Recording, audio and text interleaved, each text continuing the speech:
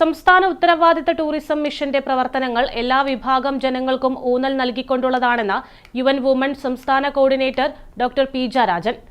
ഉത്തരവാദിത്ത ടൂറിസം തദ്ദേശ സ്വയംഭരണ സ്ഥാപനങ്ങളും എന്ന വിഷയത്തിൽ കണ്ണൂർ എഞ്ചിനീയറിംഗ് കോളേജിലെ തദ്ദേശ ദിനാഘോഷം ആപ്നെസ് ഫെസ്റ്റ് വേദിയിൽ സംഘടിപ്പിച്ച സെമിനാറിൽ മുഖ്യപ്രഭാഷണം നടത്തുകയായിരുന്നു അവർ.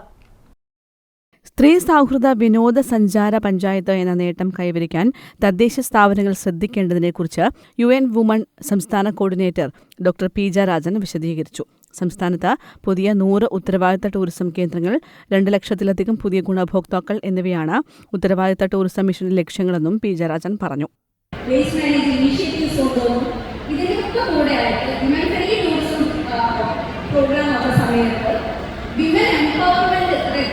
എക്കണോമിക് എംപവർമെന്റ് ഉണ്ടായെന്നുള്ളതാണ് ആർട്ടിക്ക് എടുത്തു പറയാനുള്ള മറ്റൊരു നേട്ടം.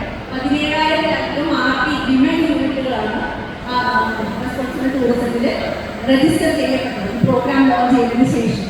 ഉത്തരവാദിത്ത tourism mission coordinator in charge Sreekalalakshmi മോഡറേറ്ററായി.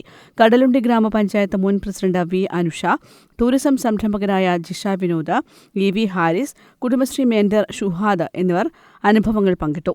LSGD deputy director DV Abdul Jaleel പങ്കെടുത്തു. ദ്രവമാലിന്യ സംസ്കരണം, പ്രാദേശിക സാമ്പത്തിക വികസനവും പ്രാദേശിക സർക്കാരും എന്നീ വിഷയങ്ങളെ അടിസ്ഥാനമാക്കി വരും ദിവസങ്ങളിലും സെമിനാറുകൾ നടക്കും. News bureau, Taliparamba.